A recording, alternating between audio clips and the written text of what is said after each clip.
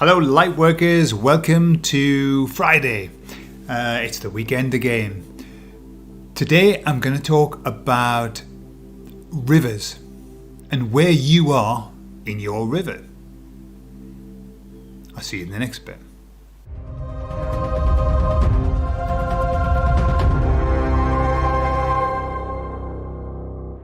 First, some local news.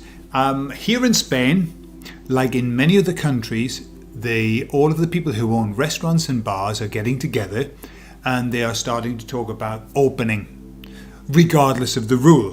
Why? Because many people who have bars and restaurants actually have their entire family working there and they've got no livelihood. It's all been taken away from them, as we know, for the most ridiculous reason in the world. And so they're getting together and they're going to open. Now, the group at the moment, I looked sort of a few days ago and they were at 7,000. They've got a Telegram group. And now I looked and they're at 8,000. And they're going to open in February. And this is brilliant news. This is exactly what the Year of Peaceful Rebellion is all about. It's about saying no. And it's about saying, I'm sorry, but we've got a life to live. You know, and I've heard a lot of people now, I think this is where many people are, who are saying, you know, for the sake of staying alive, what is the point of living as though you were dead? There is no point. We're here to live and we're here to survive and to thrive and to fight against virus and stuff like that. That's what we've always done. We're here, if you believe it, millions of years after coming to this planet, and we're still here. So, you know, and I'm sure this is not the first time that something like that has happened. You know, if it has happened, you know, what I'm discovering is that more and more the information's coming out about the fact that here in Spain, 18,000 people less have died in 2020 than compared to 2019. There were 18,000 less deaths in 2020. Now, given the state of panic that some people are in, you would question the fact that the number of deaths have gone down. They should be going up, should they not? For 2020, there should be, I mean, they're quoting here between 50 and 60,000 people extra, right? But when you look at those figures, underneath in the small print, it says estimated figures. But when you look at the government page that tells you how many people actually died, 18,000 down from the year before. And there have been years when there's been a lot more. There are people who are, you know, the news is always telling you that they stand outside of a hospital or whatever with a mask on, and they talk about the fact that they you know, people are in tears. It's all over and they can't cope and there are people everywhere. And so there's this wonderful group of people that actually then call the hospital and talk to them. There was a news report outside of what they call a tanatorio, which is when people have died, they have a room where the family goes and passes the night with the body. And they were saying, oh, it's at maximum. They can't get anybody else in. It's maximum. Oh, it's awful. Okay, so the guy phoned and recorded the phone call, phoned them and said, hey, the news has just said that you're at maximum and it's uncontrollable and there's no more room. And the woman said, no, we're just running as normal. And so what's happening is that the news people are being called out. Now, of course, the people who watch the news and don't have any other input. But everybody else is seeing these yawning, gaping holes in this story. You know, it's a strange world that we're in at the moment. I don't know how you feel about it, but we have the earth has split. We have seen the earth split, which is those who know the truth and you know, as much as we can know the truth, because we can never know the full truth, and those who are living in denial, yeah. And what I've noticed is, for example, the other day there was a conversation that went on that I was privy to, where somebody was saying 18,000 people less have died in 2020. Official government figures. The other person who had heard the news, and the news had told them between 50 and 60,000 extra have died, started to scream, started to shout, "It's a fake, it's a fake, 50,000 people have died, it's a fake, it's a lie, it's a lie." Now when you see that, you can see that it comes from a place of absolute fear. It is not fear of people are dying. It's a fear of, this is the information that I have. Don't you dare try and change that, because if you did, I would have to change the entire paradigm of my life. Waking up has a high price, a very high price. And the price is that you then have to rethink everything.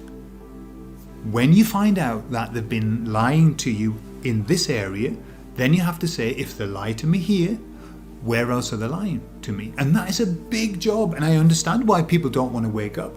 And I understand why people get really frightened when you start giving them information. Give them information which is not your information. I saw something on, I'll tell you about Facebook as well. I saw something on Facebook which was showing the government information. And underneath, there's a group called Maldito Bulo, which is like a bulo is like a scam, and they go around. It's a fact checker, and they'd put underneath that this was a scam, this was untrue, and it was the government website, which is bizarre, isn't it? So let me tell you what's happening. I see this big shift happening. This big shift. Facebook was always the normals would be in Facebook, and if you ever put anything in Facebook, you were attacked on all sides. How dare you? You know, in Facebook prison and all of that. If you're in Facebook, please just get out of Facebook.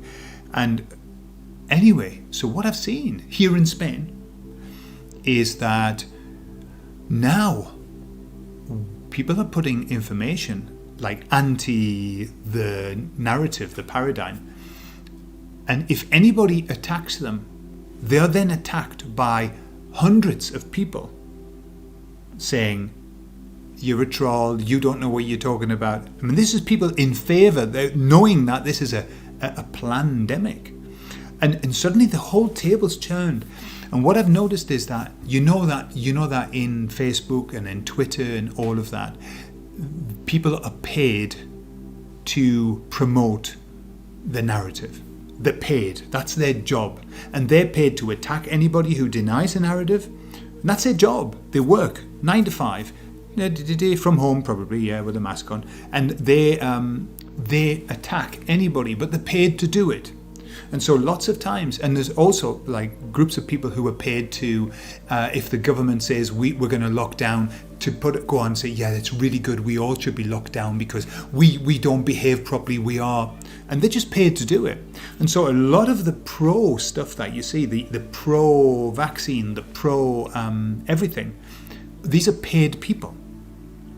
But when you actually look at the volume now of comments that are coming through, which are negative against the government, against the pandemic, against everything, it's massive now. It's enormous.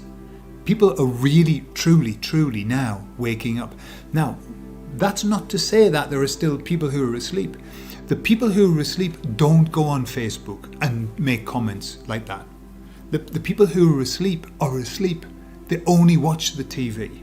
They only read the newspapers. They only listen to the radio. They don't go into the other world. We are there. We are there, and we are many. But there has been an earth split. Dolores Cannon talked about it. And boy, I think we've seen it. It's a spiritual one. It's a physical one. And it's a mental one. A literal split of energies. Bizarre, isn't it? Where it's going to lead us, I don't know. But We just started the Telegram group. I'll put the link, the invite link in the information. We've got a little group and it's lovely and it's filled with beautiful people who want to share good news. So come and join us if you want to come and join us. But I'm meeting loads of people. Everyone's starting to share their ideas. I'm talking to one lady, Summer Sun, who is working in a community to start to create a community of all kinds of things that they're organising between them. And I think this is the way forward. I believe that our future is going to be all community based. And we're going to get rid of government. Government's going to go because it's antiquated, it's old, it's of the old satanic system. It has no value. And what we're going to start to self-manage through communities. And yeah, there'll still be rules and everything, but the rules of the common law, which is nobody harms anybody else.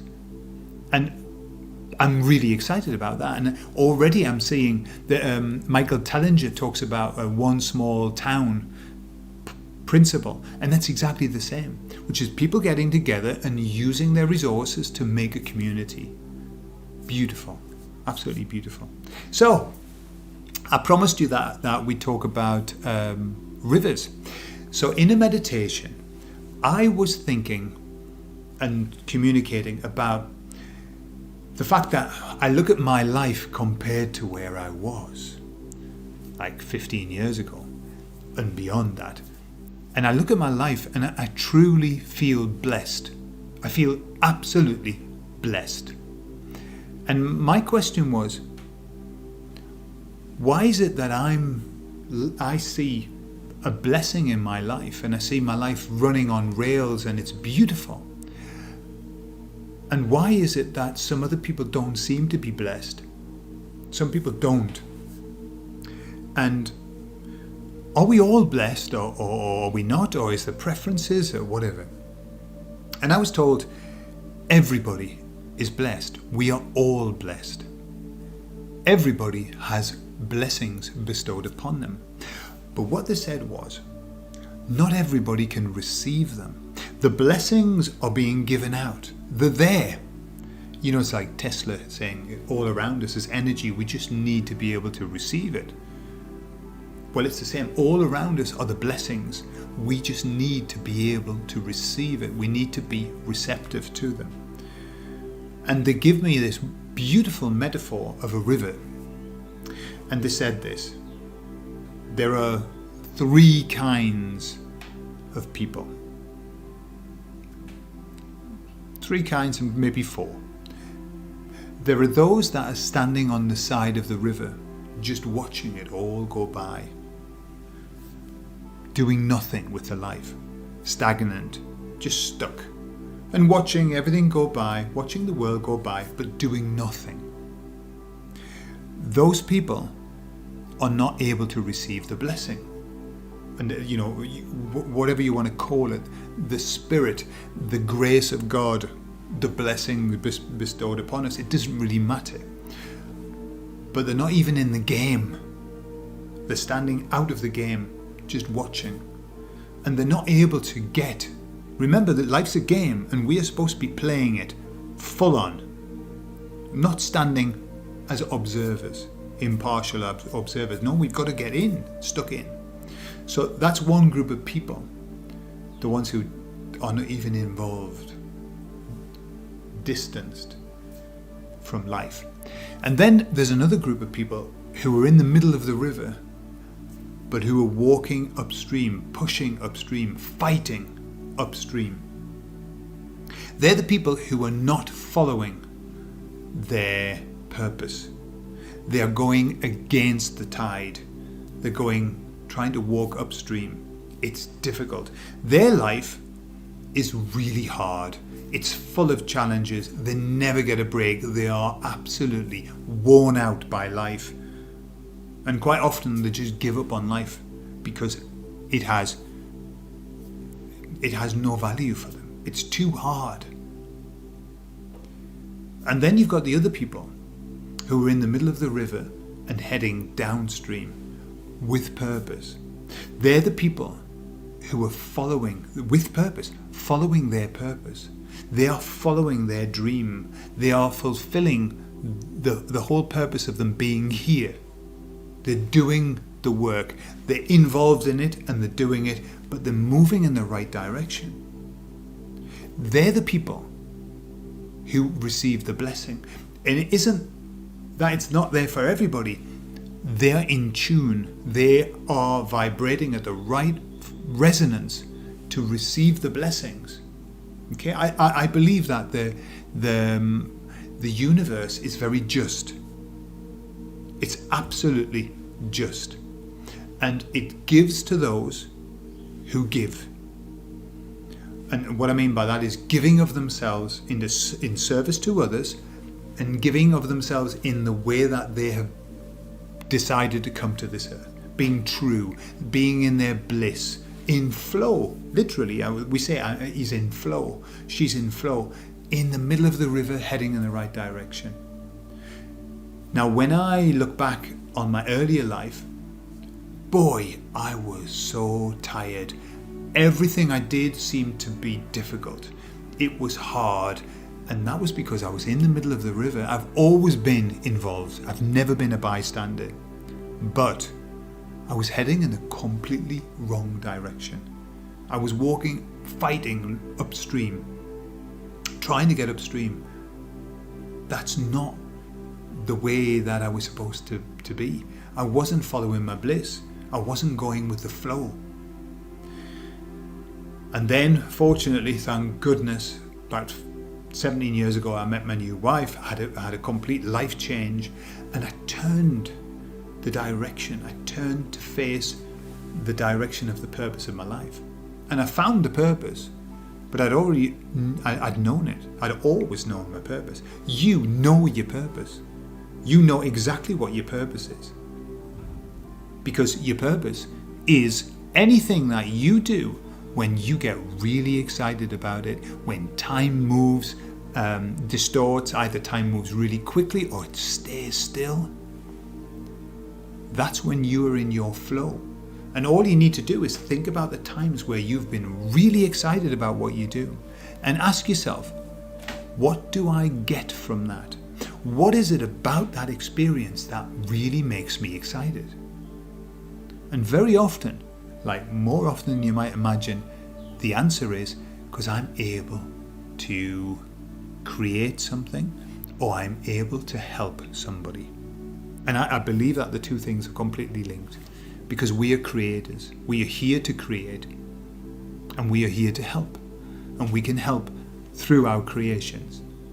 That's it. Is everybody here to help? I believe so. I believe that if you live in service to others, then you are in flow. However that extrapolates in your life, however you do that, it could be building buildings, it could be making tables, it could be painting paintings, it could be doing somebody's shopping. It doesn't really matter, but it's service to others and it's creation. And so once I turned around and went with the flow, my life has been blissful and blessed, because it's almost like the universe is saying, I've got all of this here for you, but you're going to have to turn around and face me. Yeah. And so the question is, where are you in the river? Are you standing on the bank of the river, just watching it all go by and feeling like no part of it? Are you pushing upriver and feeling tired and weary and things just aren't flowing for you? Or are you in the middle of the river facing in the right direction but not moving? Are you stuck? Now that's a tough place to be as well, because there's an awful lot of pressure on you to move and you're having to fight against it, and that makes you feel not very good about yourself.